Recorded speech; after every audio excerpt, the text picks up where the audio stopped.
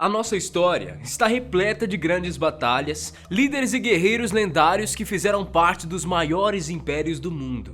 As conquistas e influências do Império Romano, que reinou por 8 anos, as grandes conquistas de Alexandre o Grande e as perversões de Calígula serviram para moldar boa parte da nossa cultura. Mas as histórias dos impérios também estão repletas de guerras, assassinatos e muita crueldade. Os motivos por trás de certas covardias e atitudes de horror são difíceis de serem compreendidas. O genocídio em massa de civilizações, as torturas e a impiedade de certos imperadores deixaram marcas que são difíceis de serem apagadas e muito menos perdoadas. O acontecimento histórico mais recente da nossa história, que levou à morte de milhões, aconteceu durante o governo de Adolf Hitler na Alemanha nazista. A obsessão pelo poder e pela expansão de território são os motivos principais que levam os homens a declarar guerra, mas em muitas situações a inconsequência e a insanidade de alguns líderes são os principais fatores de motivação. E isso aconteceu em diversos momentos e em diferentes impérios da humanidade, que atribuíram todo o poder na mão de um só líder, que tinha o poder de agir da maneira que bem entendia. Dentre eles, alguns se destacaram. Eu sou Guilherme Marques e te apresento agora 6 impérios mais cruéis da história. Número 1, Império Romano. Que a história da antiga Roma é fascinante, ninguém duvida. Mas agora vamos nos focar em falar sobre a época em que o Império Romano reinou. Ele teve o seu início no ano de 27 a.C. e o seu fim em 476 d.C. E podemos dizer que durante esse período, Roma atingiu o auge de sua sociedade. O sistema do Império consistia, é claro, em concentrar todo o poder político na mão de um governante, e foram várias as figuras históricas que estiveram no poder durante esse tempo, como por exemplo, Júlio César, o imperador Nero e Calígula. Durante esses quase 500 anos, cerca de 7 milhões de metros quadrados foram conquistados através de muito sangue e suor, e houve uma grande prosperidade econômica, política e militar dessa sociedade. Durante o reinado de Calígula, um homem considerado sádico, selvagem e totalmente insano, a tortura era uma das principais práticas para se conseguir o que queria. Sob o seu comando, o exército assassinou milhares de famílias, incluindo crianças. Calígula matava por diversão. Sua maneira preferida de matar era serrando uma pessoa ao meio. O imperador chegou a matar a própria filha, o seu sogro e cunhado. Já o imperador Nero era conhecido por incendiar cidades inteiras, matando milhares de pessoas queimadas. Matou inclusive a sua própria mãe e a sua esposa, além de decapitar e empalar pessoas sem provas. Nero diz que gostaria de tocar violino enquanto assistisse Roma arder em chamas. O fim do Império Romano começou por volta do século IV d.C., sobre problemas econômicos, disputas dos militares pelo poder e pelas invasões bárbaras. Número 2, Império Mongol. O Império Mongol existiu entre os séculos 13 e 14, mais precisamente falando, entre os anos 1206 e 1368, e o tamanho do território conquistado ficou marcado na história como o mais extenso da Terra. Sua área cobria praticamente toda a Ásia e parte da Europa, ia desde a Coreia do Norte até a Hungria. Toda a sua grandiosidade só teve início quando o guerreiro Gengis Khan se tornou o líder supremo da Mongólia e conseguiu unir as tribos nômades em apenas um exército. Sob o seu comando, as tribos mongóis e turcas começaram a invadir para todas as direções. Gengis Khan era um líder conservador e extremista. Quem não seguisse as suas regras tinha a cabeça decapitada. Segundo ele, a maior felicidade da sua vida é dar um fim ao inimigo, ver as suas cidades reduzidas a cinzas e assistir aqueles que perderam as pessoas que amam se debruçando em lágrimas. Seu primeiro alvo foi a China.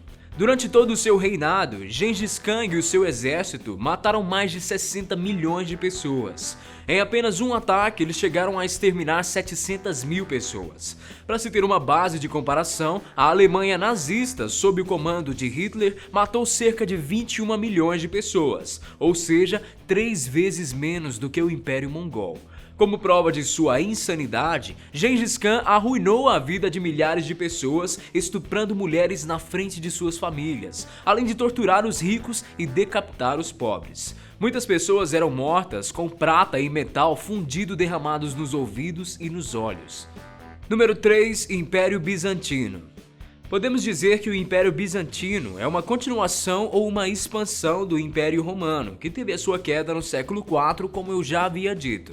A capital do império era Constantinopla, onde hoje fica Istambul, e prosperou durante mais de 1000 anos, de 395 até 1453. Seu auge aconteceu durante o governo do imperador Justiniano, que combateu as heresias de sua cultura, trazendo o cristianismo como a religião oficial.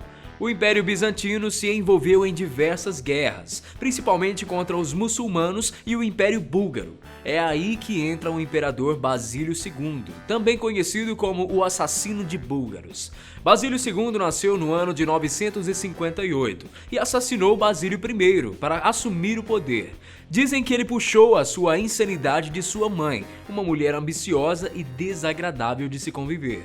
O imperador esteve à frente de um exército com mais de 30.000 soldados e durante 15 anos liderou uma campanha que tinha o objetivo de destruir o Império Búlgaro. Além dos milhares que foram mortos em batalha, ele chegou a capturar quase 15.000 soldados inimigos. Mas Basílio possuía uma estratégia bem incomum. Ele não tinha o costume de matar os seus inimigos, mas sim de torturá-los e mutilar os seus corpos. Depois ele os mandava de volta para suas cidades, para humilhá-los na intenção de fazer com que eles fossem um fardo para suas famílias e uma vergonha para a sociedade. Seu hábito mais comum era cegar os soldados. Número 4. O Império Chinês. Segundo os historiadores, o período imperial da China aconteceu durante o século III a.C.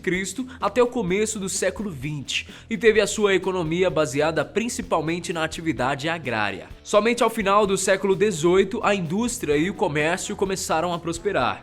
Mesmo sofrendo com a resistência do Império, esse conflito de forças internas chegou a fazer surgir um período de anarquia. Durante esse longo período, 2 governantes se destacaram por sua crueldade e por serem responsáveis pela morte de milhões: Qin Shi Huang e a imperatriz Wu Zetian.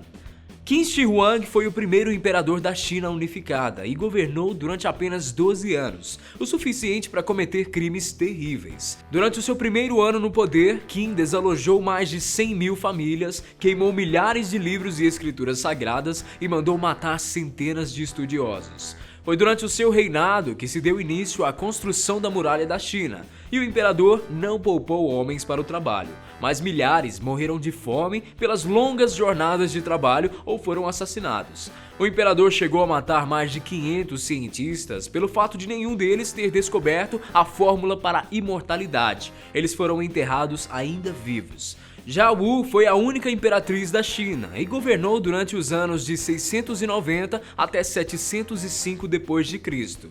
Sua ascensão até o poder foi impiedosa e brutal. Ela era considerada uma mulher cruel e sádica que perseguiu, torturou e assassinou milhares de inocentes, somente por desconfiar que eles fossem contra o seu governo, inclusive membros da sua família. Número 5. Império Huno.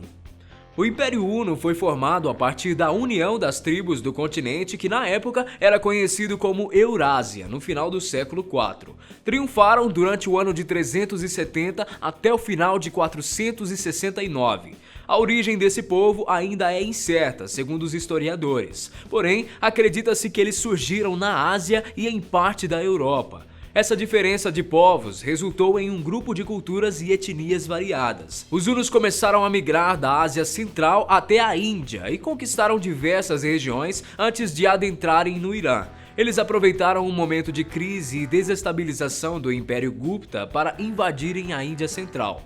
Mas esse império só foi se consolidar de verdade após a chegada do imperador Átila, que esteve à frente do poder de 434 até 453. Átila era um bárbaro cruel, implacável e com um enorme gosto por batalhas. Seu objetivo principal era a destruição total do Império Romano e ele mataria todos aqueles que cruzassem o seu caminho, principalmente os cidadãos de Roma. Apelidado de o flagelo de Deus, ele torturou milhares, desde seu próprio povo até os seus inimigos. Era comum que ele decepasse membro por membro das pessoas que ele capturava.